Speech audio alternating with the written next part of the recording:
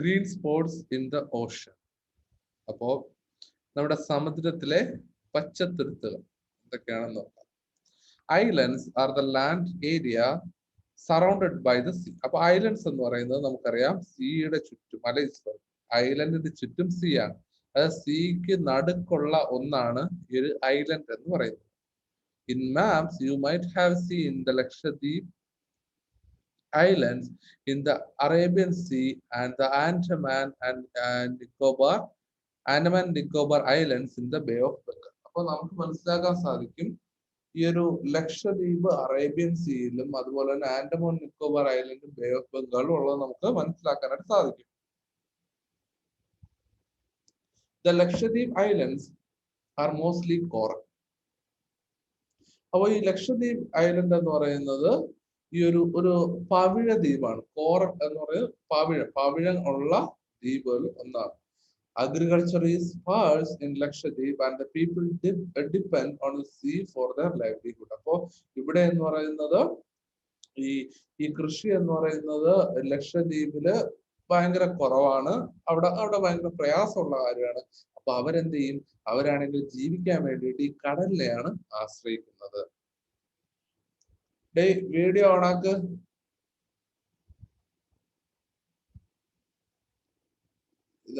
SP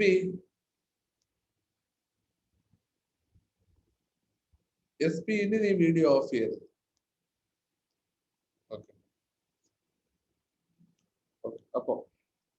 അപ്പൊ ഇവര് ഈ ലക്ഷദ്വീപിലുള്ളവരാണെങ്കിൽ എവിടെയാ ഈ നമ്മുടെ കടലിലാണ് ലൈവ്ലിഹുഡിന് വേണ്ടിയിട്ട് ആശ്രയിക്കുന്നത്, അല്ലെങ്കിൽ ജീവിക്കാനായിട്ട് ആശ്രയിക്കുന്നത്. Most parts of Andaman and Nicobar islands are dense forest. പക്ഷെ ആൻഡമാൻ നിക്കോബാറിന്റെ കാര്യമാണെങ്കിലോ അവിടെ എന്ന് പറയുന്നത് കുറ്റിക്കാടുകളും ഇതുപോലെ തന്നെ ഫുള്ളായിട്ട് കാടുകൾ നിറഞ്ഞ ഒന്നാണ്, അല്ലെങ്കിൽ ഭയങ്കര വനം നിറഞ്ഞതാണ് നമ്മുടെ ഇവിടെ ആൻഡമാൻ നിക്കോബാർ എന്ന് പറയുന്നത്. You might have acquired a basic knowledge of physiographic diversity of India. The following are the physiographic units in India: the Northern Mountain Region, North Indian Plain, Peninsular Plateau, the Coastal Plains and the Island. നമ്മൾ ഇത്രയും കാര്യങ്ങൾ നമ്മൾ നേരത്തെ നോക്കിയത്. Identify the physiographic units given in the following map and complete the index. അപ്പോൾ നമ്മൾ ഇവിടെ കൊടുത്തിരിക്കുന്നതില് ഇത് ഏതൊക്കെ പ്ലെയിൻസ് ആണ്, അല്ലെങ്കിൽ ഇത് ഏതൊക്കെ റീജിയൻ ആണ് എന്നുള്ള കാര്യം നോക്കാനാണ് പറയുന്നത്. ഇപ്പോ നമ്മൾ ഇന്നലെ മാപ്പിലൂടെ നമ്മൾ കുറച്ച് നോക്കിയായിരുന്നു. അപ്പൊ ഇതില് എവിടെ ഏതൊക്കെയാണ്, ഏതൊക്കെ പ്ലെയിൻസ് ആണ് എന്നുള്ള കാര്യം പറയാ. റെഡ് കളർ ഏതാ?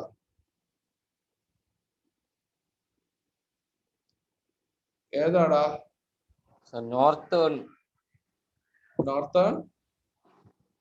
Mountain region. Northern mountain region ആണ് ഈ റെഡ് കളർ ഈ ഒരു. അടുത്ത ഗ്രീനോ? Northern plains. Northern plains. അപ്പൊ നമ്മൾ പഠിച്ചു ഇവിടെ രാജസ്ഥാൻ, ഹരിയാന, UP, പിന്നെ വെസ്റ്റ് ബംഗാളിന്റെ ഭാഗം, ഇത് എത്രയും വരുന്നത് നോർത്തേൺ പ്ലെയിൻസ് ആണെന്നുള്ള കാര്യം പഠിച്ചു. അത് കഴിഞ്ഞിട്ട് ഈ ഒരു ഗ്രേ കളറോ? ഡെക്കാൻ പ്ലാറ്റ്യൂ. ഡെക്കാൻ പ്ലാറ്റ്യൂ അല്ലെങ്കിൽ പെനിൻസുലാർ പ്ലാറ്റ്യൂ. അപ്പൊ ഡെക്കാൻ പ്ലാറ്റ്യൂ എന്ന് പറയാം പെനിൻസുലാർ പ്ലാറ്റ്യൂവിന്റെ ഒരു ഭാഗമാണ്. അപ്പൊ പെനിൻസുലാർ പ്ലാറ്റ്യൂ എന്ന് പറയാം. ഇനി ഈ സൈഡിൽ കിടക്കുന്ന വൈറ്റോ? Coastal areas. കോസ്റ്റൽ ഏരിയസ് നമ്മളിപ്പോ ഇന്നലെ പഠിച്ചായിരുന്നു. ഈ സൈഡിലുള്ളതാണെങ്കിൽ അതിനാണ് കോസ്റ്റൽ ഏരിയ കൂടുതലാണ്. പക്ഷെ ലെഫ്റ്റ് സൈഡ് ആണ്, അതായത് വെസ്റ്റിലോട്ടാണെങ്കിൽ കോസ്റ്റൽ ഏരിയ ഭയങ്കര തിന്നായിട്ടുള്ള ഇതാണ് എന്നുള്ള കാര്യം നമ്മൾ ഇന്നലെ പഠിച്ചായിരുന്നു. അപ്പൊ അതാണ് അതിന്റെ ആ ഒരു വ്യത്യാസം. അപ്പൊ അതിന് ഡൗട്ട് ഉണ്ടോ? സർ ഒരു ഡൗട്ട് ഉണ്ട്. സ്ക്രീൻ കാണിക്കൂ. ടെസ്റ്റ് ഇല്ല.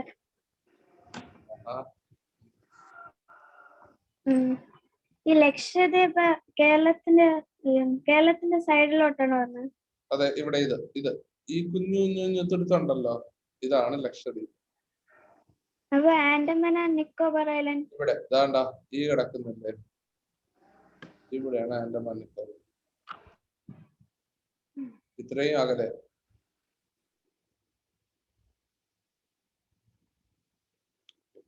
വേറെ ഡൗട്ട് ഉണ്ടോ?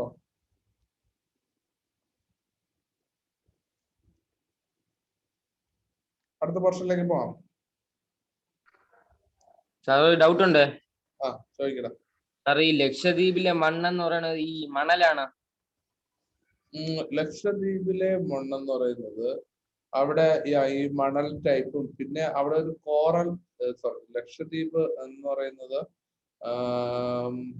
ഇതാ ഈ ഒരു കോറൽ എന്ന് പറഞ്ഞ കോറൽ മീൻസ് ഈ പവിഴം അതുപോലുള്ള സാധനങ്ങൾ നമുക്ക് ഇവിടെ ഒരു കോറൽ ഐലൻഡ് എന്ന് പറഞ്ഞ ഒരു പാർട്ട് ഉണ്ട്, അതുകൂടെ നോക്കാം. Corals are formed by the accumulation of calcium components secreted by coral polyps, tiny marine organisms found in tropical oceans. അപ്പോൾ നമ്മുടെ ഈ ഒരു ട്രോപ്പിക്കൽ ഓഷൻ അല്ലെങ്കിൽ ട്രോപ്പിക്കൽ റീജിയനിലെ നമ്മുടെ സമുദ്രങ്ങളിൽ കാണപ്പെടുന്ന ഈ ഒരു കോറൽ എന്ന് പറയുന്നത് ഈ ഒരു കാൽഷ്യംസ് അക്യൂമുലേറ്റ് ചെയ്ത്, അതായത് നമ്മുടെ ഈ ഒരു കടലിൽ നിന്നുള്ള കാൽഷ്യംസും എല്ലാം കൂടെ അടിഞ്ഞുകൂടി പവിഴപ്പുറ്റുകളായിട്ട് മാറിയതാണ് നമ്മുടെ ഈ ഒരു കോറൽ എന്ന് പറയുന്നത്, അല്ലെ കോറൽ ഐലൻഡ്സ് എന്ന് പറയുന്നത്. അതായത് കാൽഷ്യംസ് അടിഞ്ഞുകൂടിയാണ് ഈ ഒരു ഐലൻഡ് അല്ലെങ്കിൽ ഈ ഒരു കോറൽസ് എല്ലാം അവിടെ ഫോം ചെയ്തത്. ഈ മണലിൽ നിന്ന് അത് കഴിഞ്ഞ കാൽഷ്യംസും നമ്മുടെ ഈ ഒരു മീനിൽ നിന്ന് എല്ലാം കൂടെ അടിഞ്ഞു കൂടിയതാണ് അത്. ആ വൈഷ്ണവി, കോറൽ എങ്ങനെയായിരിക്കും? കോറൽ ഇത് തന്നെയാ, ഇത് കണ്ടോ?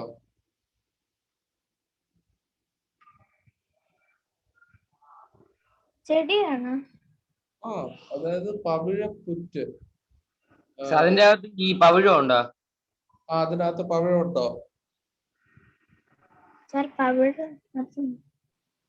അപ്പോ അവരുടെ പ്രിസർവേഷൻ എങ്ങനെയാണെന്ന് നമുക്ക് നോക്കാം.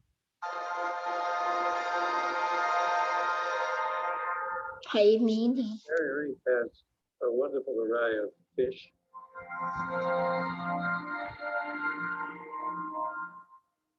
But really the things that to me are the most spectacular are the ones I know the least about, and that's the enormous variety of marine invertebrates. It's an enormous number of species. It's pretty hard not to have a day when you don't see something you've never seen before.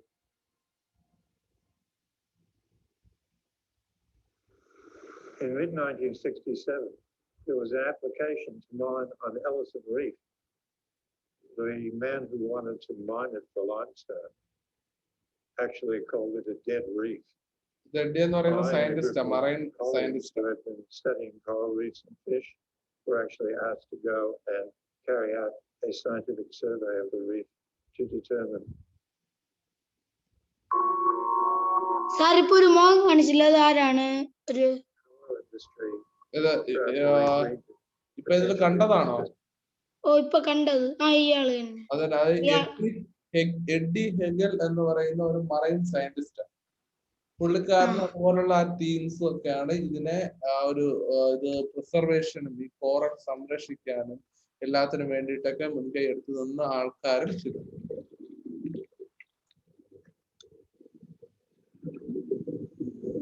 Sir വെള്ളത്തിന്റെ അടിയിലാണ് ഇവിടെ ഇതെല്ലാം.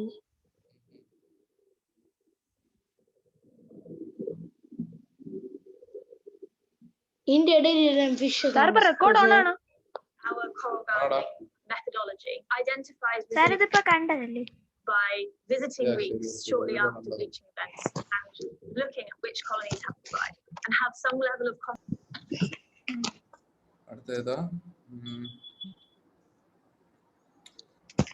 Okay, about rivers in India. അടുത്ത നോക്കാനുള്ള rivers in India.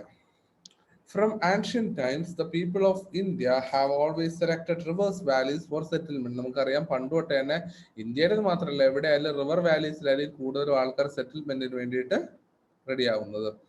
Rivers have a profound role in flourishing agriculture and evolving an agro-based culture in India. അപ്പോൾ ഇന്ത്യയിൽ ഈ ഒരു അഗ്രികൾച്ചർ ബേസ്ഡ് ആയിട്ടുള്ള ആ ഒരു കൾച്ചർ ഫോം ചെയ്യാനായിട്ട് ഇത്തരത്തിലുള്ള റിവേഴ്സ് അല്ലെങ്കിൽ റിവേഴ്സിന്റെ അടുത്തുള്ള ആ ഒരു കൾട്ടിവേഷനും അതുപോലുള്ള കാര്യങ്ങളെല്ലാം സഹായിക്കുകയുണ്ടായി. അതാണ് അതിന്റെ ആ ഒരു മേജർ റിസൾട്ട്. അപ്പോൾ നമ്മൾ തന്നെ പറയും നമ്മുടെ ആ ഒരു ഇന്ത്യൻ എക്കോണമി എന്ന് പറയുന്ന അഗ്രേറിയൻ എക്കോണമി എന്ന് പറയാം, അല്ലെങ്കിൽ അഗ്രികൾച്ചറിനാണ് ബേസിക് ആയിട്ട് മേജർ ആയിട്ടുള്ള കാര്യം, അതായത് മേജർ കാര്യങ്ങളെല്ലാം കൊടുക്കുന്നത് പഠിക്കണമല്ലോ.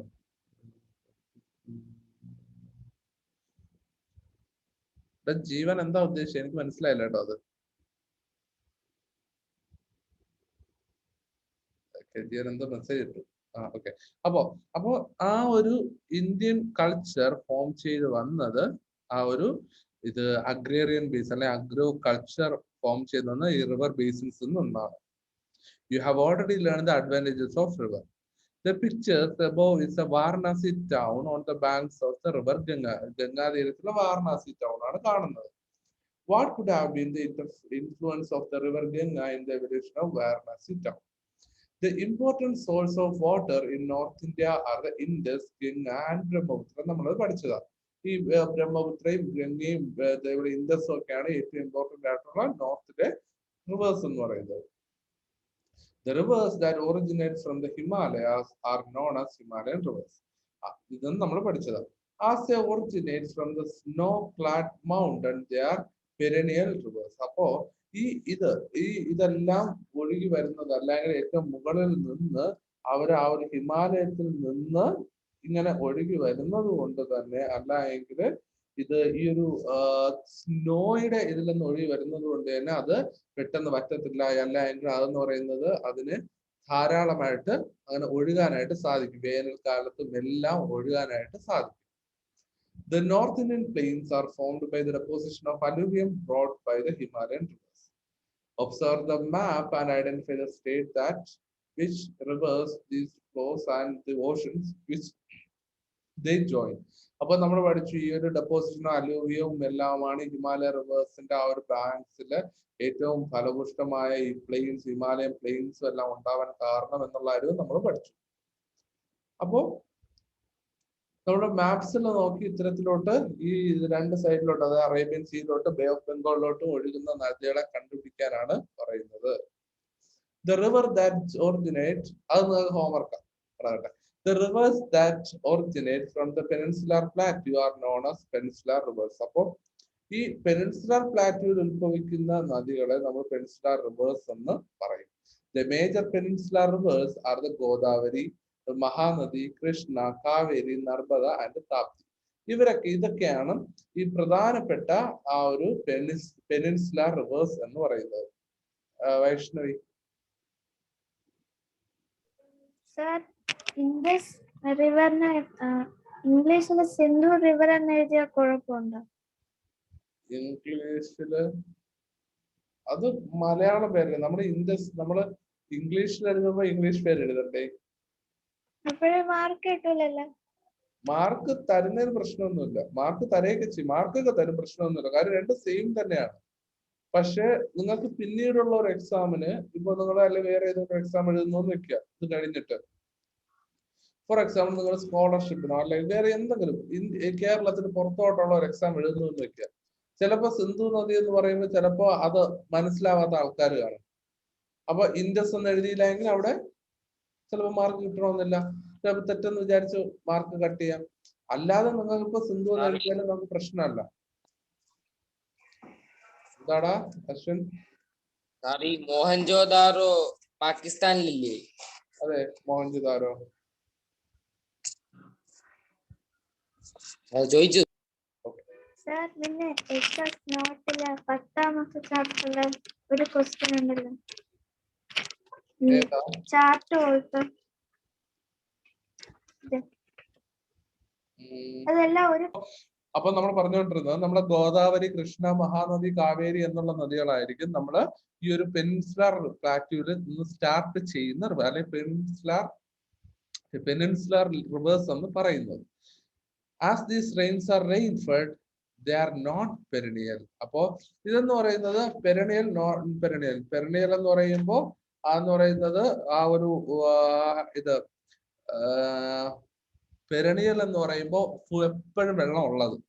നോൺ പെരണിയൽ എന്ന് പറയുന്നത് എപ്പോഴും അത്രയും വെള്ളം ഇല്ലാത്തത്. ഇപ്പോ ഈ നമ്മുടെ ഈ ഒരു വേനൽ സമയത്ത് ഈ മഴയെ ആശ്രയിച്ചിരിക്കുന്ന നദികളായതുകൊണ്ട് ഈ നദികളൊക്കെ പെനിൻസുലർ റിവേഴ്സ് എന്ന് പറയുന്നത് മഴയെ ആശ്രയിച്ചിരിക്കുന്ന നദികളായതുകൊണ്ട് വേനൽക്കാലത്ത് ഇതിന് വെള്ളം കുറവായിരിക്കും. അതാണ് non perennial. Observe the map and classify the peninsular rivers on the basis of the Ocean which join. അപ്പോൾ അറേബ്യൻ സീയിലോട്ടും ബേ ഓഫ് ബംഗാളിലോട്ടും പോകുന്ന നദികളുടെ പേര് എഴുതാനാണ് പറയുന്നത്. ഇത് നോക്കിയതിന് ശേഷം മാപ്പ് നോക്കിയിട്ട് അത് നോക്കണം. ഇപ്പൊ കാവേരി, കൃഷ്ണ, താപ്തി, ഗോദാവരി, മഹാനദി, ഗംഗയും ബ്രഹ്മപുത്രയും ബേ ഓഫ് ബംഗാളല്ലേ പോണത്? അതെ. പിന്നെ വേറെ നദിയുണ്ട് ഈ നർമ്മദ ഇങ്ങോട്ട് പോവും, താപ്തി ഇങ്ങോട്ട് പോകും. മഹാനദി എവിടെയാണ്? ഇവിടെ ബേ ഓഫ് ബംഗാൾ വേണ്ടോ? Bay of Bengal. ഗോദാവരി, യമുനയും ഇങ്ങോട്ടാ. ഇത് ബേ ഓഫ് ബംഗാൾ ആണെന്ന് തോന്നുന്നു.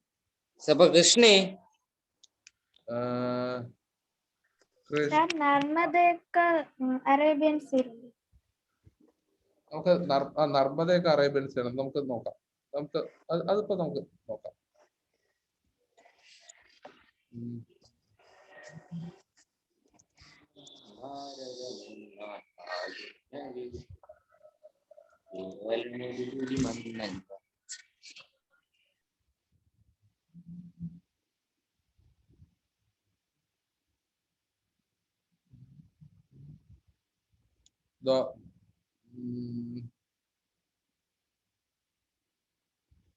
ഇതിപ്പോ ഇന്ത്യയുടെ റിവർ മാപ്പാ.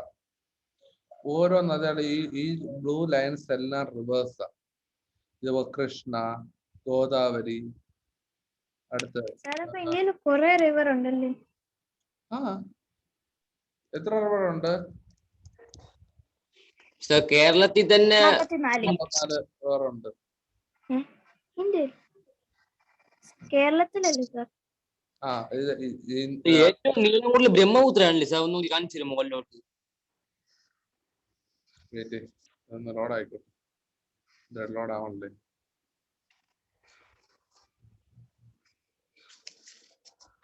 ലോഡാവൂ മക്കളെ. ഇവിടെ ഇൻഡസ് ഇപ്പോഴും പറയണ ബ്രഹ്മപുത്ര 2,65,728 കിലോമീറ്റർ.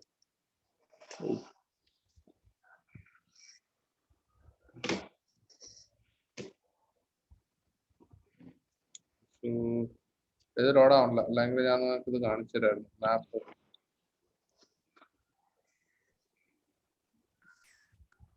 മോളോട്ട് ഇത് തന്നെ ഗംഗ 2500. മാപ്പ് നോക്കട്ടെ ജസ്റ്റ് ഒന്ന്.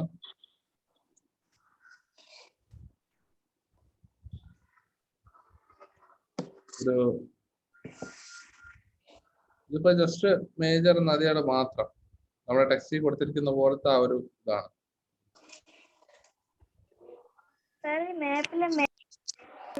മാത്രമല്ല കാണിക്കൂ. ഏതാ? റിവേഴ്സിന്റെ മാപ്പ് എടുത്തു കഴിഞ്ഞാൽ റിവേഴ്സ് മാത്രമേ കാണിക്കുള്ളൂ.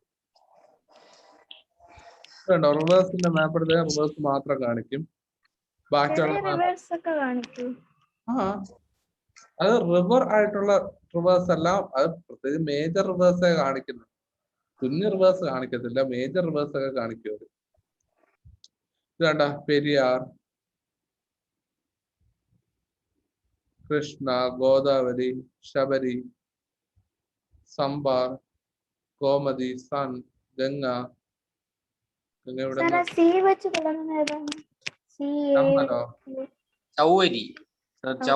ചൗവരിയല്ലേ ഇത്? ഏതടാ സാർ? ഈ കാവേരിയാണോ? സൗത്തിലോട്ട് കേരളത്തിന്റെ അത് തന്നെ Kaveri.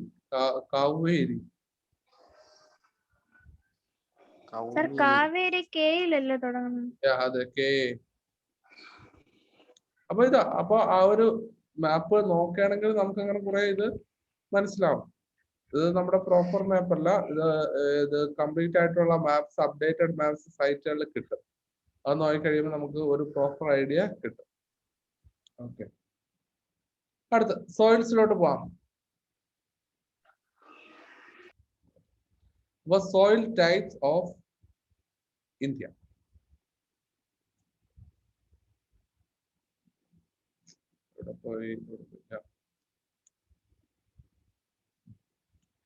You have learned the importance of soil in the previous chapter. Soil importance നമ്മൾ പഠിച്ചു. The soil plays a considerable role in making India an agricultural country. അപ്പോൾ soil ഉണ്ടെങ്കിൽ agriculture നടക്കത്തുള്ളൂ. agricultural country ആക്കാനായിട്ട് soil importance നമ്മൾ കണ്ടു. Diverse soil types aid the growth of diverse crops. അപ്പോൾ ഇതിൽ നിന്ന് നമുക്ക് ഇമ്പോർട്ടന്റ് ആയിട്ടുള്ള സോയിൽസിനെ നമുക്ക് കണ്ടുപിടിക്കാം. ഫസ്റ്റ് ഈ ഒരു പച്ച ഗ്രീൻ കളർ ആണെങ്കിൽ അതേതാ അലൂവിയൽ സോയിൽ, എക്കൽ മണ്ണ്. അലൂവിയൽ സോയിൽ ആണ് ഈ ഒരു ഗ്രീൻ. അടുത്ത് black soil, black. Desert soil ഈ ഒരു ഗ്രേ കളർ, ഇവിടെ അവിടെ ഡെസേർട്ട് സോയിൽ. ലാറ്ററൈറ്റ് സോയിൽ നമ്മുടെ കേരളത്തിലും അതുപോലെ തന്നെ ഇവിടെ ഇടയ്ക്കിടയ്ക്ക് ഉള്ളത് ലാറ്ററൈറ്റ് സോയിൽ. മൗണ്ടൻ സോയിൽ അത് ഏറ്റവും മുകളിൽ നമ്മുടെ ഹിമാലയ ഈ ഒരു ഇത് മൗണ്ടൻ സോയിൽ. റെഡ് സോയിൽ കടലിന്റെ അടുത്തുള്ള മണ്ണിന് എന്തോന്ന് പറയുന്നത്? Laterite soil. അത് അങ്ങനെ നമുക്ക് കടലിന്റെ അടുത്തുള്ള മണ്ണെന്ന് പറയാൻ പറ്റുന്നത് അത് ഓരോ ഡിപ്പെൻസ്. ഇപ്പൊ കേരളത്തിനടുത്താണെങ്കിൽ ഇത് ഈ ലാറ്ററൈറ്റ് സോയിലാ. പക്ഷെ അവിടെ നോക്കിയേ, ഇവിടെ നമ്മുടെ തമിഴ്നാടിന്റെ ആ ഭാഗത്താണെങ്കിൽ കടലിനടുത്തോട്ട് വരുന്നത് അലൂവിയൽ സോയിൽ. അത് ഓരോ നാടിന്റെ ഡിഫറൻസ് ആണ്, നാടിന്റെ ആ ഒരു പ്രത്യേകതയായിട്ട് വരും കേട്ടോ. പോവാം സാറേ. മൗണ്ടൈൻ സോയിൽ എന്ന് പറയുമ്പോൾ ഈ പാറകളാണ്. പാറയും അതുകൊണ്ട് പാറ, അതായത് ആ ഒരു താഴ്വരയിലുള്ള മണ്ണ്, ആ ടൈപ്പ് മണ്ണ്, കട്ടി കൂടുതലൊക്കെ ഉള്ള മണ്ണ്. പാറ എന്നല്ല, പാറ എന്ന് പറയുന്നത് അത് വേറെ അല്ലേ, പക്ഷെ അവിടെ ഉള്ള മണ്ണിന്റെ ആ ഒരു പ്രത്യേകതയാണ്.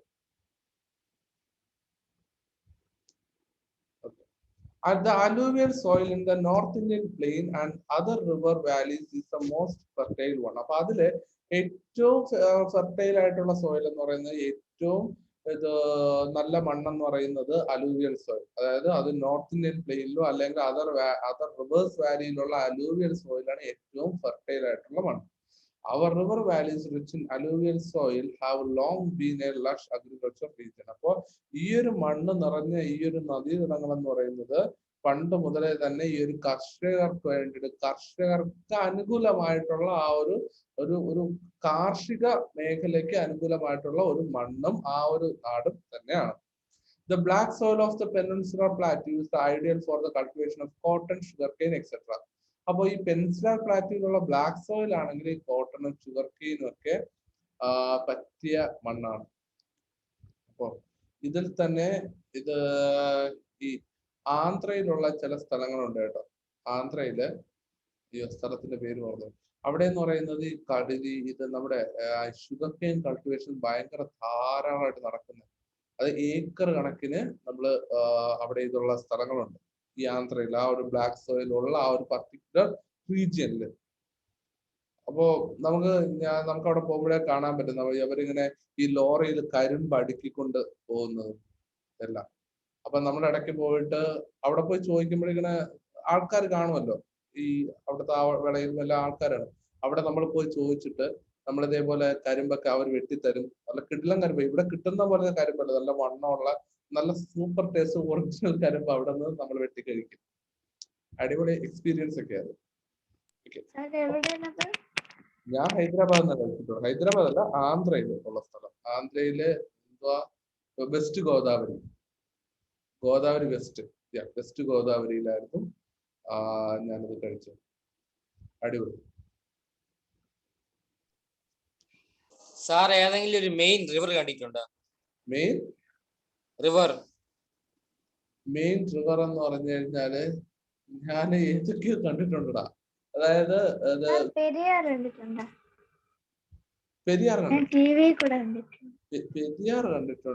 പിന്നെ ഉള്ളത് അപ്പൊ റെഡ് സോയിൽ എന്ന് പറയുന്നത്, red soil and laterite soil are the other important types of soil in the plateau region.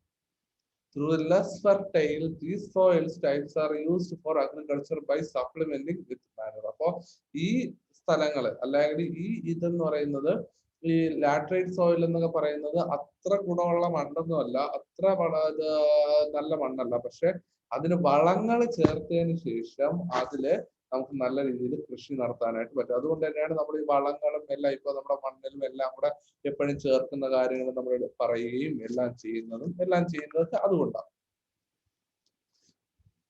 Irrigation is essential for agriculture in the dry soil of the Rajasthan desert. അപ്പോൾ അവിടെയാണെങ്കിൽ irrigation അല്ലെങ്കിൽ വാട്ടറിന്റെ ആവശ്യമുണ്ട്. അപ്പൊ ഇറിഗേഷന്റെ ആവശ്യം പ്രത്യേകിച്ചും Rajasthan desert സോയിലില് അവിടെയാണെങ്കിൽ ആവശ്യമായിട്ടുണ്ട്. Mountain soil is a soil found in the densely forested mountainous region. It is rich in humus content. അപ്പോൾ ഈ ഒരു പർവ്വത മണ്ണില്, അതായത് മൗണ്ടൻ മണ്ണിൽ എന്ന് പറയുന്നത്, മൗണ്ടൻ റീജിയനിൽ കാണപ്പെടുന്ന മണ്ണിൽ എന്ന് പറയുന്നത് ഹ്യൂമസ് കണ്ടന്റ് കൂടുതലാണ്. അതായത് ഈ ഒരു ജൈവാംശം നല്ല കൂടുതലാണ്. അപ്പൊ നല്ല മണ്ണാണ് അവിടുത്തെ ആ ഒരു മൗണ്ടൻ റീജിയനിലൊക്കെ നമുക്ക് കാണാൻ പറ്റുന്നത്. അവിടെ എന്ന് പറയുന്നത് ഫുള്ളി ഡെസേർട്ടഡ് ആയിട്ടുള്ള റീജിയൻസ് ആണ്. അവിടെ അത്തരത്തിലുള്ള മണ്ണാണ് നമുക്ക് കാണാനായിട്ട് സാധിക്കും. അതാണ് ഈ ഒരു റിവേഴ്സ് അല്ലെങ്കിൽ റിവേഴ്സിന്റെ തീരത്തുള്ള അല്ലെങ്കിൽ ആ ഒരു മണ്ണുകളും ഇന്ത്യയിലുള്ള തന്നെ പലതരത്തിലുള്ള മണ്ണുകളുടെ ആ ഒരു പ്രത്യേകത. ഡൗട്ട് ഉണ്ടോ സാർ? ഈ ഹ്യൂമസ് കണ്ടന്റ് എന്ന് പറഞ്ഞ ജൈവാംശം സാർ, റെഡ് സോയിലും ലാറ്ററൈറ്റ് സോയിലിനെ പോലെ തന്നെ? റെഡ് സോയിലും ഇത് ലാറ്ററൈറ്റ് സോയിൽ ഓൾമോസ്റ്റ് സെയിം. അതായത് ഇത് അത് രണ്ട് തരത്തിലുള്ള മണ്ണ്, രണ്ട് കൾട്ടിവേഷൻ ഒക്കെ കൂടെയാണ്. പക്ഷെ എന്നാലും അതിനൊക്കെ ഈ എന്താ പറയുക, അത്ര നല്ല മണ്ണെന്ന് പറയാൻ പറ്റത്തില്ല. അതുകൊണ്ടാണ് നമുക്ക് അവിടെ കൂടുതൽ ഈ ഇത് വളങ്ങളും എല്ലാം യൂസ് ചെയ്യേണ്ടി വരുന്നത്.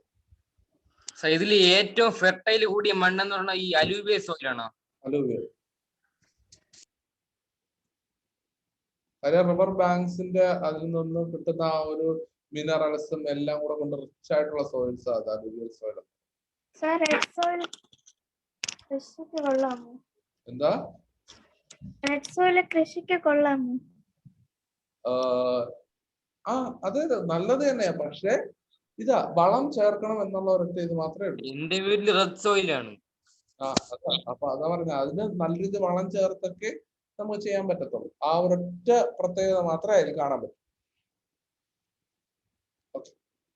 അടുത്ത പോയിന്റിലേക്ക് പോവാം. ക്ലൈമറ്റ്. ഇതൊക്കെ നിങ്ങൾ ഓരോരോ പോയിന്റ്സ് ആയിട്ട് പഠിക്കേണ്ട സംഭവമാണ്. ഇത് ഞാൻ എല്ലാം കൂടെ ചേർത്ത് ഒരു ക്വസ്റ്റ്യൻ 3 മാർക്കിനായിട്ട് ചോദിക്കും. അപ്പൊ നിങ്ങൾ അതിന്റെ ആ ഒരു ഞാനത് ലാസ്റ്റ് പറയാം. ലാസ്റ്റ് എന്തെങ്കിലും നിങ്ങൾക്ക് ജസ്റ്റ് പോയിന്റ് വൈസ് ആയിട്ടോ എന്തെങ്കിലും നിങ്ങൾ എഴുതേണ്ട കാര്യങ്ങൾ മാത്രം ഞാൻ ലാസ്റ്റ് ഞാൻ പറഞ്ഞുതരാം. Exam point of view.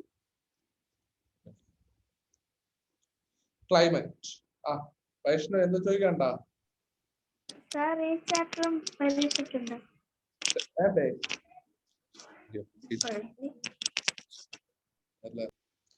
Climate. The climate of India is diverse. അപ്പോൾ ഇന്ത്യയുടെ ക്ലൈമറ്റ് എന്ന് പറയുന്നത് പലതരത്തിലുള്ള ക്ലൈമറ്റ്. നമുക്ക് പ്രത്യേകിച്ചും നമുക്ക് ഒരു കണ്ടിന്യൂസ് ആയിട്ട് ഇന്ന ക്ലൈമറ്റ് ആണെന്ന് നമുക്ക് പറയാൻ പറ്റത്തില്ല. അപ്പോ ഈ Cherrapunji which records the world highest rainfall is in India. അപ്പൊ ചിറാപുഞ്ചി എവിടെയാ? ഇന്ത്യയിലെ ചിറാപുഞ്ചി അതില് ഏറ്റവും കൂടുതൽ മഴ ലഭിക്കുന്ന സ്ഥലങ്ങളിൽ ഒന്നാണ്. ലോകത്തിലെ തന്നെ ഏറ്റവും കൂടുതൽ റെയിൻഫോൾ കിട്ടുന്ന സ്ഥലം. Delhi shivers under the chilling cold of around 0 degree during winters. അപ്പൊ ഡൽഹിയിലാണെങ്കിൽ തണുപ്പ് സമയത്ത് ഈ 0 degree തണുപ്പ് വരെ അല്ലെ 0 degree ചൂട് വരെ പോവാറുണ്ട്. അപ്പൊ അതുകൊണ്ട് അത്രയ്ക്ക് തണുപ്പായിരിക്കും. It also experiences burning heat of above 40 degrees Celsius at the peak of summer. പക്ഷെ ആ സെയിം സ്ഥലത്ത് തന്നെ 40 ഡിഗ്രിക്ക് മുകളിൽ ചൂട് പോവും ചൂട് കാലത്ത്. 40 ഡിഗ്രി ഒക്കെ എന്ന് പറയുന്നത് അവിടെ ഒന്നുമല്ല. ഞാൻ ഡൽഹിയിൽ ഉണ്ടായിരുന്ന സമയത്ത് തന്നെ അറൗണ്ട് എനിക്ക് 43-44 ഡിഗ്രി ചൂടുണ്ടായിരുന്നു. വൈഷ്ണവി. വേൾഡിലെ തന്നെ ഏറ്റവും കൂടുതൽ മഴ ലഭിക്കുന്ന സ്ഥലം ചിറാപുഞ്ചിയല്ലേ? അതെ. അവിടെ വെള്ളപ്പൊക്കം ഉണ്ടാവില്ലേ? അങ്ങനെ ഉണ്ടാകത്തില്ല. അതൊരു മൗണ്ടന്റെ ആ ഒരു താഴ്വരയും അതുപോലെ അതൊക്കെ അല്ലേ. അപ്പൊ അതുകൊണ്ട് അതൊരിക്കലും അങ്ങനെ വെള്ളപ്പൊക്കമൊന്നും ഉണ്ടാകത്തില്ല. സാർ അപ്പൊ കേരളത്തില് കുറച്ച് മഴ പെയ്യുമ്പോ പെട്ടെന്ന് വെള്ളപ്പൊക്കമൊക്കെ ഇത് ഉണ്ടാകുന്നു. നമ്മുടെ ആ ഒരു സ്ട്രക്ചർ അങ്ങനെ. അതായത് ഒന്ന് നമുക്കതിന് ഇപ്പോ പ്രത്യേകിച്ച് കുഴപ്പം എന്താടാ അശ്വിൻ എന്തോ പറഞ്ഞിട്ട് പോയി. എന്താ അശ്വിൻ പറഞ്ഞേ? സർ അവിടെ എന്ന് പറയുമ്പോൾ വലിയ കുഴപ്പമൊന്നും ഉണ്ടാവില്ല, കാരണം അവിടെ കടലൊന്നും ഇല്ലല്ലോ. ആ പക്ഷെ ഇവിടെ പ്രശ്നം വരുന്നത് ഞാൻ പറഞ്ഞുതരാം. ഇവിടെ എന്ന് പറയുന്നത് ഇത്രയും നദികളുണ്ട്. അത് കഴിഞ്ഞ് ഡാം തുറന്നു വിട്ടായിരിക്കും ഏറ്റവും കൂടുതൽ വെള്ളപ്പൊക്കവും കാര്യങ്ങളും പ്രളയവും എല്ലാം കൂടെ ഉണ്ടാവുന്നതും എല്ലാം. അല്ല എങ്കിൽ അപ്പൊ അതിനുള്ള ഒരു പ്രോപ്പർ സിസ്റ്റമാറ്റിക് ആയിട്ടുള്ള സിസ്റ്റം നമുക്കിവിടെ ഇല്ല. ഇത്രയും നദികളുണ്ട്, അതായത് 44 നദികളുണ്ട്, എവിടെ തിരിഞ്ഞാലും നദികളാണ്. അപ്പൊ മഴയും എല്ലാം അതിനായിട്ട് ഒരു പ്രോപ്പർ സ്ട്രക്ചർ ഇല്ല, ഒരു പ്രോപ്പർ ഡ്രെയിനേജ് സിസ്റ്റം ഇല്ല. അപ്പൊ അതാണ് ഇവിടെ വെള്ളപ്പൊക്കത്തിനും എല്ലാത്തിനും എല്ലാം കാരണം. പിന്നെ നമ്മുടെ ആക്സിഡന്റുകൾ എങ്ങനെ ഉണ്ടാവുന്നു? ഇപ്പോ നദികളിൽ തന്നെ മണലും എല്ലാം വാരി അത് കംപ്ലീറ്റ്ലി ഇതാക്കുന്നത് കൊണ്ട് അവിടെയും അത് ഇഷ്യൂ. അപ്പൊ അങ്ങനെയൊക്കെയാണ് നമ്മുടെ കേരളത്തിലുള്ള ആ ഒരു കണ്ടീഷൻ എന്ന് പറയുന്നത്. സാർ നദിന്ന് മണൽ എന്തിനു വരുന്നു? വീട് വയ്ക്കാനും അല്ല എങ്കിൽ അതുപോലുള്ള പല ആവശ്യങ്ങൾക്കും. ഇപ്പൊ ഫീൽഡ് നികത്താനൊക്കെ. ആ അതെ, അതെല്ലാം ഓരോന്ന് ചെയ്യാനായിട്ട് മണലൊക്കെ നമ്മൾ യൂസ് ചെയ്യും. അത് നല്ല സ്ട്രോങ്സ്റ്റ് ആയിട്ടുള്ള സാധനങ്ങളാ. അപ്പൊ അതുകൊണ്ട് തന്നെ ഇത് അവരത് സാർ ഇപ്പൊ നമ്മളെ ചുറ്റുപാടുള്ള മണല് പോരെ? ചുറ്റുപാടുള്ള മണല് പോരെ? അത് പോരാഞ്ഞിട്ടാണ് ആൾക്കാർ അവിടെ പോയി കോരുന്നത്. ഇവർക്ക് ഈ കടലിൽ നിന്ന് എടുത്തുകൂടിയ മണലി, അതാകുമ്പോ കുഴപ്പമില്ലല്ലോ. അതായാലും അങ്ങനെയാണെങ്കിൽ ആ കൂടുതൽ ആപത്താ. കടലിൽ നിന്ന് അടിച്ചും കേറും തിരമാലയും എല്ലാം കൂടെ, അത് കൂടുതൽ പണിയാ. അങ്ങനെ കോരുന്നുണ്ട്, കടലിൽ നിന്നും കോരുന്നുണ്ട്, പക്ഷെ അത് ഭയങ്കര ഡേഞ്ചർ, നദിയെക്കാളും ഡേഞ്ചർ. സാർ ഇവർക്ക് ഡേഞ്ചർ ആണെന്ന് അറിഞ്ഞിട്ടും പിന്നെ എന്തിനാണ് ഇങ്ങനെ ചെയ്യുന്നത്? അതാണ് ഇത് എന്താ പറയുന്നത്, അത് എന്ന് പറയുന്നത് നമ്മുടെ മനുഷ്യരെല്ലാം എന്ന് പറയുന്നത് പണം എന്നുള്ള ഒന്നിന് അടിമകളായി കഴിഞ്ഞിരിക്കുന്നു. സാർ എന്തിനാണ് സാർ ഇപ്പൊ ഭക്ഷണത്തിൽ വരെ ഇപ്പോഴും ഇവന്മാര് മരുന്നുകൾ അടിച്ചു വെക്കുകയാണ്. ഇവിടെ അതാ ഞാൻ പറഞ്ഞത്, പണം. The whole answer is money എന്ന് പറയുന്ന മണി മൈൻഡഡ് ആയിട്ടുള്ള കാര്യങ്ങളെ ചെയ്യുന്ന അത്രയും. അപ്പോ നമുക്കിപ്പോ ഇവിടെ ഹ്യൂമാനിറ്റി ഇല്ല, മനുഷ്യത്വം ഇല്ല, അതുപോലുള്ള ഒരു മനുഷ്യത്വം, ദയ, കരുണ അതുപോലുള്ള സാധനങ്ങളൊന്നും ഇല്ല. പണം എവിടെ ഉണ്ടോ അവിടെ എല്ലാം ഉണ്ട്. പണത്തിന് മീതെ പരുന്നും പറക്കില്ല എന്നൊക്കെ പറയും, പക്ഷെ ഇത് നമ്മുടെ ജനങ്ങളെല്ലാം അതിന്റെ പുറകെയാണ്. ലോകം ഇങ്ങനെയായി പോയി. അതാണ് പണ്ടത്തെ ലോകമാണ് ഉള്ള ആളല്ലേ? അതെ, ഉറപ്പായിട്ടും നമ്മുടെ പ്രകൃതിക്കും എല്ലാം നല്ലതായിരുന്നു. പക്ഷെ ഇപ്പോഴത്തെ പോപ്പുലേഷൻ കൂടുതൽ. എന്താടാ ബ്രഹ്മൻ എന്തോ പറഞ്ഞു, കേട്ടില്ല. എന്തായാലും ഓക്കെ. അപ്പൊ അങ്ങനെയാണ് നമ്മുടെ ആ ഒരു ക്ലൈമറ്റിന്റെ ചേഞ്ച് എന്ന് പറയുന്നത്. ഇപ്പൊ ഇവിടെ നമ്മുടെ ക്ലൈമറ്റിന്റെ കാര്യം പറഞ്ഞ പോലെ ചിറാപുഞ്ചിയിൽ ഇങ്ങനെ, ഡൽഹിയിലാണെങ്കിൽ തണുപ്പ് സമയത്ത് നല്ല തണുപ്പും ചൂട് സമയത്താണെങ്കിൽ ഭയങ്കര ചൂട്, പൊള്ളുന്ന ചൂടുക. അപ്പൊ during winter the temperature in Kargil and Dras in Jammu and Kashmir falls low as -40 degrees Celsius. അതായത് നമ്മുടെ -40 degree എന്ന് പറയുമ്പോൾ 0 degree ആകുമ്പോൾ തന്നെ ഐസാ. അപ്പൊ -40 degree Celsius എന്ന് പറയുമ്പോൾ നമുക്ക് ചിന്തിക്കാൻ പോലും പറ്റാത്തത്ര തണുപ്പാണ്, ജീവിക്കാൻ പറ്റൂല. ഇപ്പൊ നമ്മുടെ AC-യുടെ തണുപ്പ് എന്ന് പറയുന്നത് തന്നെ നമുക്ക് 17 ഡിഗ്രി ചൂടാണ് AC-യുടെ മാക്സിമം തണുപ്പ് എന്ന് പറയുന്നത്. 17 ഡിഗ്രി ആയാലും മാക്സിമം പറ്റുന്നത്. അത് തന്നെ ചിലപ്പോ നമുക്ക് സഹിച്ചു നിർത്തില്ല. പക്ഷേ അപ്പൊ -40 അല്ലെങ്കിൽ 0 ഡിഗ്രി എന്ന് പറയുമ്പോൾ നമ്മൾ ഫ്രിഡ്ജിനകത്ത് നടക്കുന്ന ഐസും അല്ല. അപ്പൊ അതിന്റെയും താഴെ പോയി കഴിഞ്ഞാൽ ഉള്ള സ്ഥിതി ആലോചിച്ച് നോക്കും. -100 വന്നിട്ടുണ്ടോ ഈ അന്റാർട്ടിക്കയിൽ? എടാ അതുകൊണ്ടല്ലേ അവിടത്തെ ഇതൊക്കെ എന്ന് പറയുന്നത്, അവിടെയൊക്കെ ഇതല്ലേ, ഇതെല്ലാം മഞ്ഞ് കട്ട പിടിച്ച് കിടക്കുന്ന അതുകൊണ്ടല്ലേ അവിടെ. ഒരു ഡൗട്ട് ഉണ്ട്, ഈ -40 ഡിഗ്രി ആകുമ്പോൾ നമുക്ക് നിൽക്കാൻ പറ്റൂലല്ലോ അവിടെ. അവിടെ നമ്മളെങ്ങനെ ഐസായി പോവും? അതോ നമ്മൾ ചത്തുപോകും? അവസാനം നമുക്ക് റോളൊന്നും കാണുന്നില്ല, നമുക്ക് ഇങ്ങനെ ഇരിക്കാം. മരിക്കും. നമ്മൾ മരിക്കൂലേ? അല്ലേ, ഉറപ്പല്ലേ? നമ്മുടെ ബ്ലഡ് എല്ലാം ഒഴുകിക്കൊണ്ടിരിക്കുന്ന ലിക്വിഡാ. ആ ലിക്വിഡ് ഫോംസ് എല്ലാം അങ്ങനെ കട്ട പിടിക്കും. അപ്പൊ പിന്നെ ബ്ലഡ് അങ്ങോട്ടെങ്കിലും പമ്പ് ചെയ്യോ നമ്മുടെ ബോഡിയിൽ? ഇല്ല. അതുകൊണ്ടാണ് ഈ തണുപ്പുള്ള സമയത്ത് ഡൽഹിയിലുള്ളവരെയൊക്കെ നോക്കിക്കഴിഞ്ഞാൽ അവര് ഇത് ഇങ്ങനെ നല്ല അശ്വിനെ പോലെ നല്ല എന്താ പറയുന്നത് സ്കെൽറ്റൻ ആയിട്ടുള്ള ആള് പോലും ചിലപ്പോ നോക്കുമ്പോഴ് ഇത് എന്നെ പോലെ നല്ല തടിയുള്ള ആളിനെ പോലെയൊക്കെ തോന്നും. കാര്യം സ്വെറ്ററൊക്കെ ഇട്ട് ഇത് എന്താ പറയാ അത്രയും 10 സ്വെറ്ററും ഇടേണ്ടി വരും. ആ അതെ.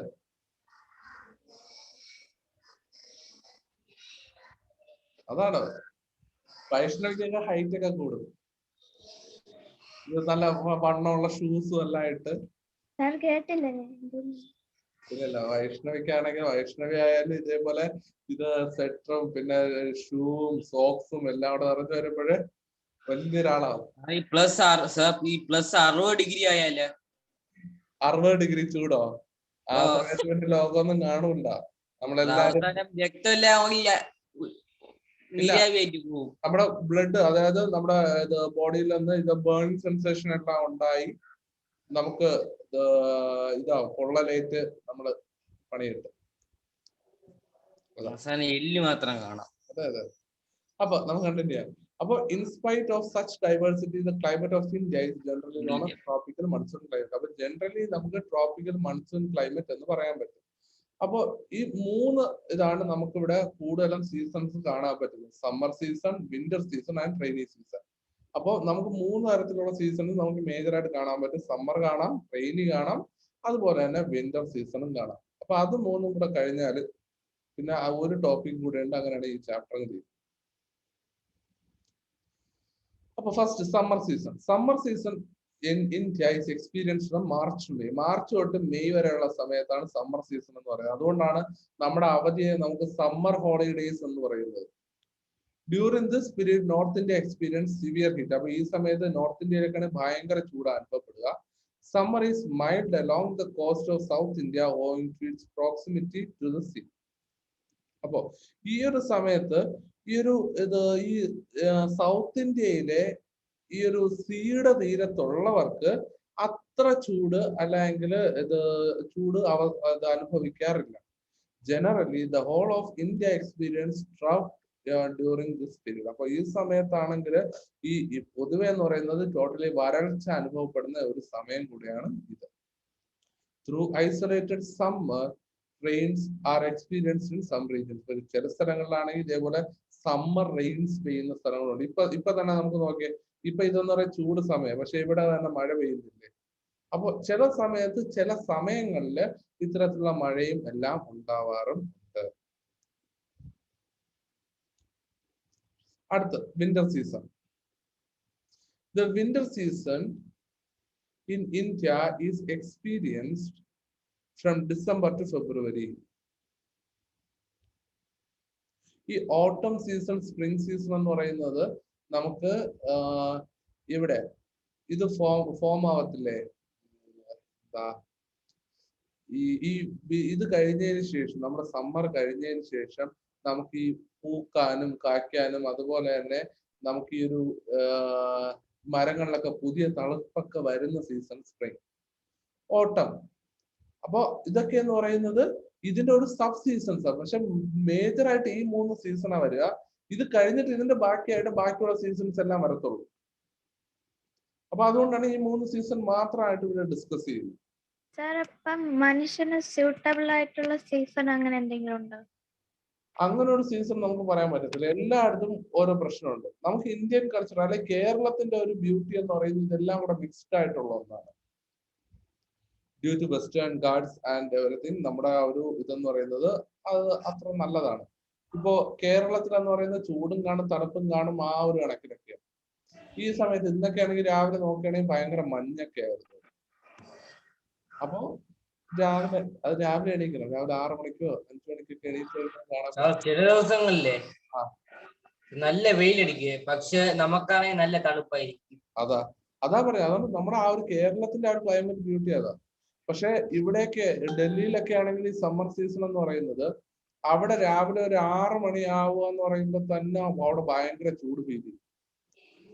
പിന്നെ ഒരു രാത്രി 1 മണി വരെയും ഭയങ്കര ചൂടായിരിക്കും. രാത്രി 1 മണി വരെ നല്ല സാർ ചൂട്. അപ്പൊ ഇന്നലെ മുംബൈയില് മഴ ഉണ്ടായിരുന്നല്ലോ, നല്ല വലിയ മഴ. അതെ അതെ, മുംബൈയിലും അതൊക്കെ തന്നെയാണ് അവസ്ഥ. അല്ല മുംബൈയിൽ വെള്ളമൊക്കെയാവും.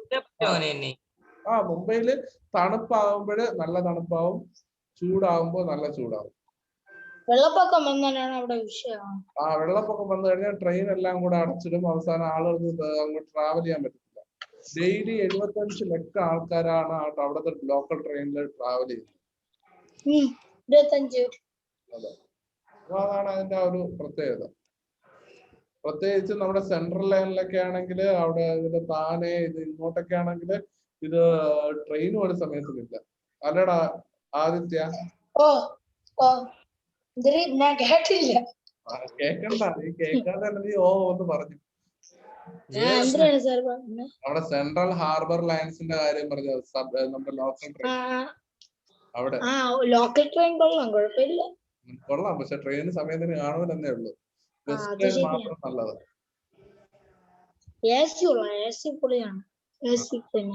അതെ. ഓക്കെ, അപ്പൊ എന്തായാലും അപ്പൊ ഈ ഒരു വെതർ സീസൺ എന്ന് പറയുന്നത് ഡിസംബർ ടു ഫെബ്രുവരി ആണ്.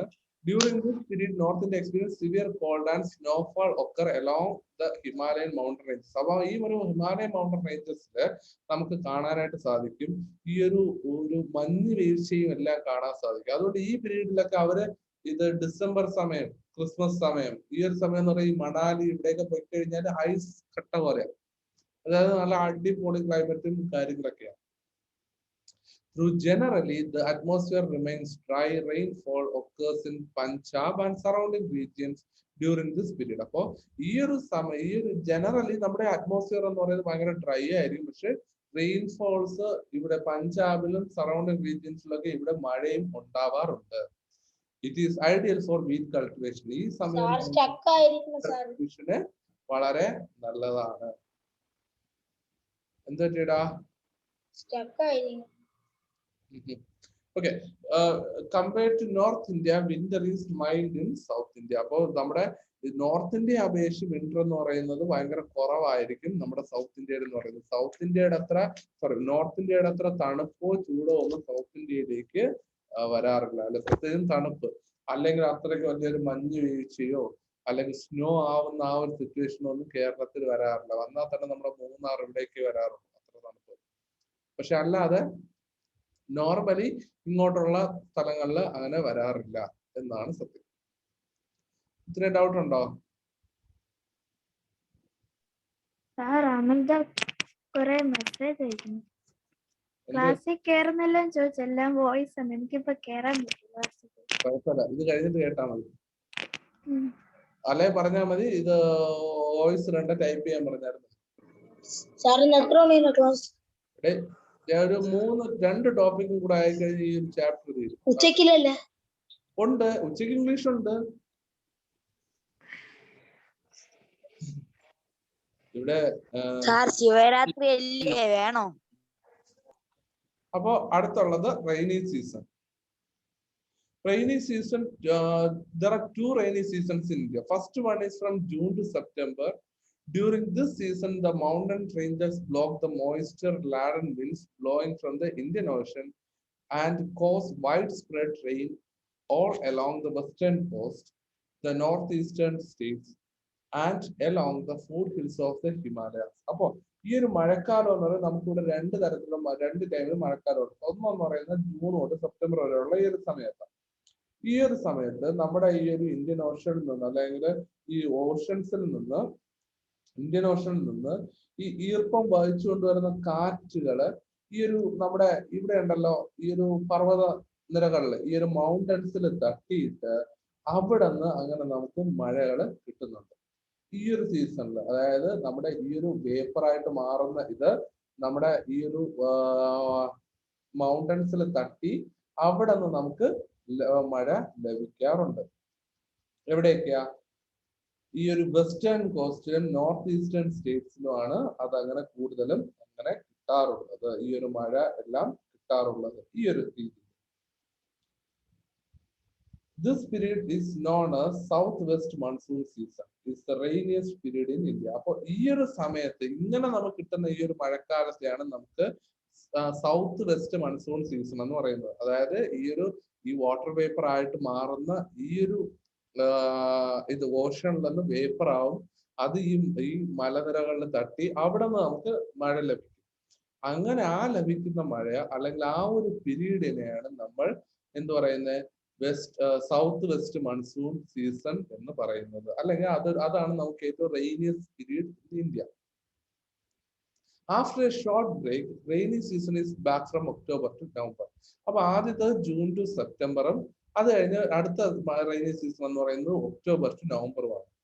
During this period known as the northeast monsoon season. അപ്പൊ നേരത്തെ ആണെങ്കിൽ സൗത്ത് വെസ്റ്റ് മൺസൂൺ സീസൺ, അടുത്ത എന്ന് പറയുന്നത് north east monsoon season. The eastern coast of India receives the highest amount of rainfall, especially along the Tamil Nadu and the Andhra coast. Kerala also receives these rains. അപ്പൊ ഈ north east monsoon സീസണിലാണ് നമുക്കൊക്കെ കൂടുതൽ മഴയും ഒക്കെ കിട്ടുന്നത്. ഈ ഒരു പ്രത്യേകിച്ച് തമിഴ്നാടിനും ആന്ധ്രയ്ക്കൊക്കെ നല്ല രീതിയിൽ മഴ കിട്ടും. അതിനോടൊപ്പം കേരളത്തിലും ഈ ഒരു ടൈമില് മഴ കിട്ടും. അപ്പൊ ഈ ഒരു ടൈം പീരീഡ് മാത്രമാണ് വ്യത്യാസം. അപ്പൊ അതിന് ടൈം പീരീഡ് ശ്രദ്ധിച്ചാൽ മതി. ഒക്ടോബർ ടു നവംബറും ജൂൺ ടു സെപ്റ്റംബറും ഇങ്ങനെ 2 തരത്തിലുള്ള മഴ നമുക്ക് കിട്ടാറുണ്ട്. ഡൗട്ട് ഉണ്ടോ?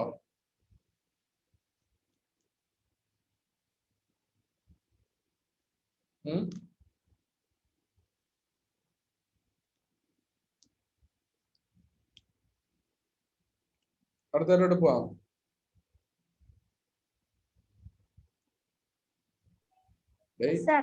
പോവാമോ? ബാക്കിയുള്ളവര് എല്ലാരും ഉറങ്ങിയോ? സാർ കുറച്ചും കൂടി